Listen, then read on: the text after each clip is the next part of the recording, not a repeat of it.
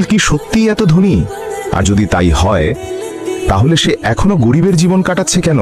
আন্ডারওয়ার্ল্ডের কুখ্যাত ডন পর্যন্ত যাকে দেখে মুখোমুখি হতে ভয় পায়, এটা শুনে অদ্ভুত লাগে কি? সেই গোপন রহস্য কি, যার জন্য শহরের প্রতিটি বড়লোক নীলের নাম শুনেই কেঁপে ওঠে? তুমি কোথায় যাচ্ছ?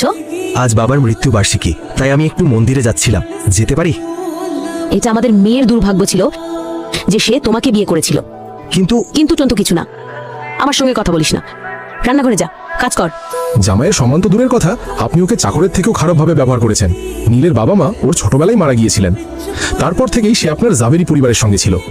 গাড়ি ধোয়া থেকে শুরু করে সব কাজ সে করত। কিন্তু অদ্রিতার বাবাই এমন শর্ত দেন যে অদ্রিতাকে তাদের বাড়ির চাকর অর্থাৎ নীলকে বিয়ে করতে হবে। অদ্রিতাও পরিবারের বাকিদের মতোই এই বিয়েতে খুশি ছিল না, কিন্তু মেয়ের সুখের কথা ভেবে নীলকে লিভ ইন জামাই হিসেবে বাড়িতে রাখা হয়। তাড়াতাড়ি ওঠো, আমি একটা খুব বড় পুজোর জন্য দেরি করে ফেলছি। আর ওখানে যদি তুমি আমার কাছে এসে নিজের স্বামীর অধিকার দেখানোর চেষ্টা করো, তাহলে আমার থেকে খারাপ আর কেউ হবে না। তাড়াতাড়ি চলো। হ্যালো নীল স্যার, আপনি এসেছেন। আমি ভেবেছিলাম আপনি হয়তো আমায় কোনোদিনই ক্ষমা করবেন না।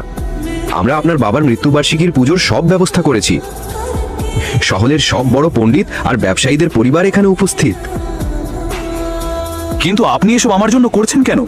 আর আমি আপনাকে ক্ষমা করবই বা কেন? নীল স্যার, আপনি আজও মজা করছেন।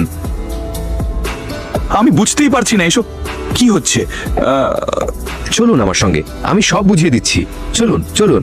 এই সাধারণ আর গরিব দেখতে নীল কিভাবে প্রাইভেট জেটের মালিক হয়ে গেল? যে নীল স্ত্রীর সম্মানের জন্য অপেক্ষা করত, সে আজ মন্ত্রীর সামনে নিজের স্ত্রীর মর্যাদা বাড়িয়ে দিল কিভাবে? ড্রাইভার, গাড়িটা বের করো আর এই ব্যাগটা নিয়ে নাও, আমার ফ্লাইটের সময় হয়ে গেছে। এই ড্রাইভার কোথায় গেল?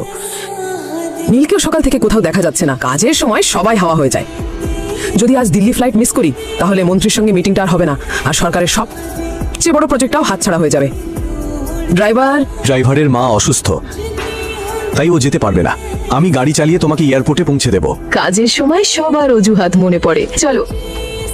আদ্রিতা, তুমি কোথায় যাচ্ছ? দিল্লি যাচ্ছি। তুমি শুধু আমার জন্য আশীর্বাদ করো, যাতে মন্ত্রীর সঙ্গে আমার মিটিংটা সফল হয়। আদ্রিতা বেটা, আমার আশীর্বাদ তো সব সময় তোমার সঙ্গে আছে। কিন্তু নীল কোথায় যাচ্ছে? ওকে তো বাসন মাজতে হবে, আমি ওকে নিয়ে যাচ্ছি। ড্রাইভার ছুটিতে আছে, ও ফিরে এসে বাকি বাসন মাজবে। যা ব্যবহার করবে আলাদা করে রাখো, ও এসে ধুয়ে দেবে। বাই। কি করছো তুমি? বিজন তো এখনো পৌঁছে গেছে, দেরি হয়ে যাচ্ছে খুব। বিজনের নাম শুনেই নীলের মুখ ফ্যাকাশে হয়ে গেল। চলো এখন। ধৃতা, তুমি কোথায়? ঘড়ির দিকে তাকাও, আমাদের ফ্লাইট মিস হয়ে যাবে। আমি এয়ারপোর্ট লাউঞ্জে তোমার জন্য অপেক্ষা করছি, প্লিজ তাড়াতাড়ি এসো। জানি বিজন, কিন্তু রাস্তায় যাবে ভর্তি, আমি কিছুই বুঝতে পারছি না। ধৃতা, চেষ্টা করো তাড়াতাড়ি আসতে, প্লিজ। হ্যাঁ, ওটার পিছনে কি করছো? ডান দিক থেকে নাও।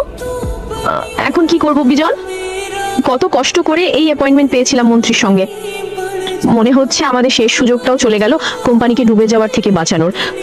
এখন কি করব আমরা? কোনো বিকল্প প্ল্যান আছে? ধৃতা, আমি তো আগেই বলেছিলাম, এখন আর কিছু হবে না। আমাদের ফ্লাইট মিস হয়ে গেছে, আর দিল্লির পরবর্তী ফ্লাইট 2 ঘন্টা পর। তাতে গেলে সময় মতো পৌঁছানো সম্ভব নয়। সব অসম্ভব যেন সত্যি হয়ে গেল। অদ্রিতার বিজন দুজনেই একসঙ্গে এয়ারপোর্টের একটা চেয়ারে মাথা নিচু করে বসেছিল। ঠিক তখনই, মাফ করবেন ম্যাম, আপনি কি অদ্রিতা? চলুন, আপনার প্রাইভেট জেট অপেক্ষা করছে। আমরা 10 মিনিটের মধ্যেই দিল্লি পৌঁছে যাব। প্রাইভেট জেট আমাদের জন্য উড়বে? আমি কোনো প্রাইভেট জেট বুক করিনি। আমার মনে হয় আপনি ভুল বুঝেছেন, দয়া করে চেক করুন। না স্যার, কোনো ভুল নেই। আপনি ঠিক বলছেন, আপনি জেট বুক করেননি। আসলে এই প্রাইভেট জেটটা নীল চৌধুরী স্যারের, উনি আদ্রিতা ম্যামের জন্য পাঠিয়েছেন।